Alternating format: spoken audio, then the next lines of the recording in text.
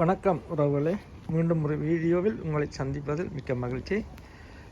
இந்த சமருக்கு என்னடா வீட்டு தோட்டம் ஒன்றும் போடலையே, வீடியோ ஒன்றும் போடலையே என்று உறவுகளை எதிர்பார்த்துருப்பீங்க.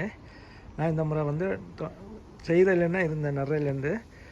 ஏன்னா லாஸ்ட் இயர் வந்து நான் பம்கின் கோஜஸ் செடி வச்சேன். அதில் இருந்து எனக்கு ஒரு இன்ஃபெக்ஷன்ஸ், ஸ்பைடரோ இன்னும் செடியில் உள்ள சுனையோ இன்னும் சரியில்லை, கையில் பட்டு நான் கொஞ்சம் மறந்துருக்க வேண்டி வந்துட்டுது.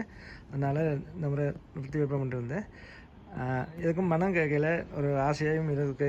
இப்படி வரைக்கும் ஒரு மனத்துக்கு ஒரு சந்தோஷம் கிடைக்கிறதால மே மாதம் கடைசியில் போய் கார்டன் சென்டரில் 3 தக்காளி கண்டு, 3 கத்தரி கண்டு, 2 மிளகா கண்டு பண்ணியிருந்தேன். பாருங்கள், 1.5 மாதத்துக்கிட்ட ஆகுது. தக்காளி எல்லாம் நல்லா வந்துருக்குது, வளர்ந்துருக்கு. பாருங்கள், சாடியெல்லாம் வச்சுருக்குறேன். பூக்கள் எல்லாம் பூக்க தொடங்கிட்டு பிஞ்சல் வேலை வலிக்கிட்டு இருக்கு. இது புதினா, கத்தரி பூக்குது பாருங்கள். அதோட பீன்ஸ் பண்ணியிருந்தேன், சும்மா இடம் இருந்தது, அப்போ எல்லாம் போட்டு விடாமட்டு பீன்ஸும் இப்போ பூக்க வலிக்கிடுது, இப்போ கொடி விடுது. இந்த பக்கம் பார்த்திங்கன்னா இது உருளைக்கிழங்கு மேடம், சும்மா உள்ள இந்த இடத்து போட்டு விட்டோம். தக்காளி, கத்தரி, மிளகாய்,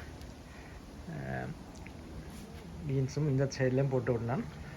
இவ்வளோதான் இந்த முறை போட்டுருக்குறேன். சும்மா எங்கள் மனத்துக்கு ஒரு ஆறுதலுக்கு சந்தோஷத்துக்கு இதை நட்டுருக்குறேன்.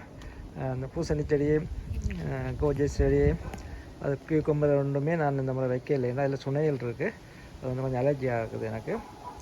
ஆன்டிபயோட்டிக் எடுக்கிற கட்டத்துக்கு வந்துட்டு லாஸ்ட் இயர். ஓகே, இந்த வீடியோ உங்களுக்கு பிடிச்சிருக்குன்னு நினைக்கிறேன். இதே போல் நீங்களும் மன ஆறுதலுக்காக, சந்தோஷத்துக்காக இப்படி வேண்டி சாடியில் வச்சு வீட்டு தோட்டத்தை செய்யலாம். மீண்டும் ஒரு வீடியோவில் சந்திப்போம். நன்றி, வணக்கம்.